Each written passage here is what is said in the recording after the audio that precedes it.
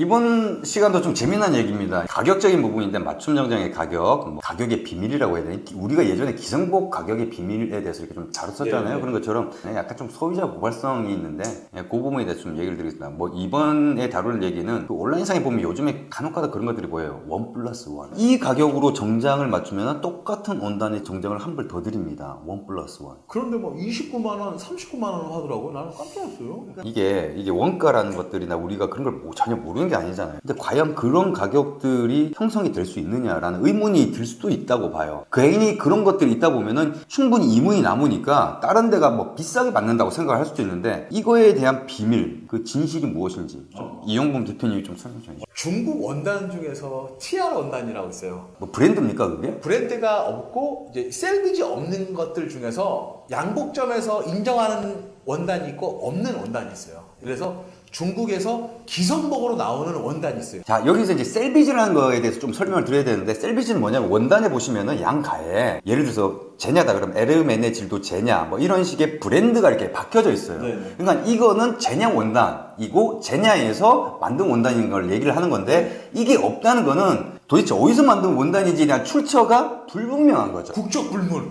아무도 모르고 이게 어디서 왔나. 예, 사실 제냐 원단 중에서도 셀비지가 없는 원단이 있긴 해요. 있어요. 예, 그거는 선수들이 자기가 옷 입을 때 그런 걸 구해서, 왜냐면 싸니까, 셀비지가 없으니까 싸거든요. 네네. 그렇게 해서 옷 입는 경우는 있어도, 없다고 하면은 사실 사람 말만 믿어야 되는데, 그렇죠. 이거 뭐 어디서 나온지 모르는 거죠. 그런 원단들 중에서도 맞춤 정장점집에서 쓰는 원단이 있고 안 쓰는 원단이 있는데, 네. 그게 기성복으로 빠지는 원단이 있고, 그렇죠. 그 다음에 맞춤 정장점으로 빠지는 원단이 있는데, 지금 말씀하신 거는 기성복 원단을 말하는 거예요. 그것도 중국에서 대량으로 하는 기성복의 그런 원단 같은 거는 양복을 했을 때는 거의 3마 이상 들잖아요. 근데 한 마에 거의 2,000원, 3,000원짜리 쓰는 거예요. 한 벌이 10,000원인 거야. 특히 공임 같은 데도 어디 이상한 데서 써. 지방 같은 데서. 그러면 공임 6만 원. 그러면 얼마야? 7만 원에 한 벌이 나온다는 거거든요.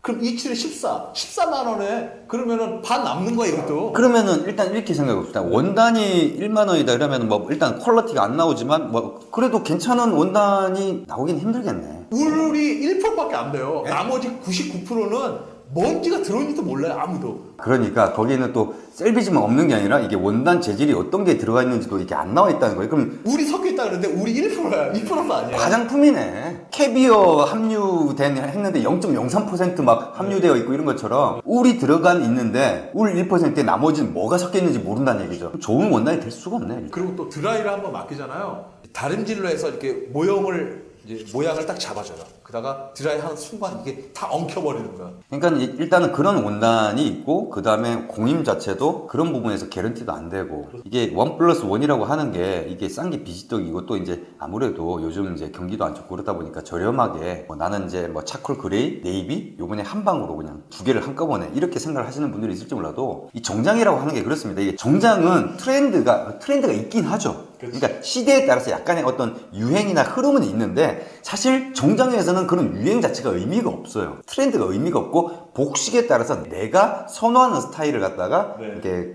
입으면 되는 거니까. 그래서 정장 같은 경우에는 예전에도 이용범 대표님이 옛날 정장들 많이 입고 오셨는데도 전혀 그게 티가 안 나거든요. 그러니까 정장은 제대로 맞춰야지 그게 10년이나 20년이 지나도 크로스 코디를 하든지 이렇게 코디를 할 수 있기 때문에, 따지고 보면 투자라고 생각을 해야 되는데, 이거를 조금 뭐 저렴하게 한다고 해가지고 그렇게 해버리면은 한두 해 입다가 그냥 이 동대문 옷도 아니고 말이죠, 유행 타는 옷도 아니고, 그렇게 되면 그게 결국엔 더 손해라는 생각이 드는 거죠. 그래서 그런 부분들을 좀 염두에 두시고 보시기를 좀 바라겠습니다. 그렇다고 해서 무조건 나쁘다 이렇게 얘기를 하면은 또 저희가 또 어떻게 보면 같은 업종이 그런데, 근데 나쁜 쪽에 하시는 분도 있고 이거를 되게 잘 하시는 분이 있어요. 되게 그런 거는 고객님이 판단하셔야 돼요, 사실. 네, 근데 1+1으로 이렇게 저희가 이게 나름대로 이제 퀄리티가 어느 정도 나오게끔 계산을 해보면 좀 답이 안 나오긴 해요. 왜 신사복을 무슨 뭐 교복보다 싸니까 나 무슨 교복보다 싸잖아요. 그건 아니고.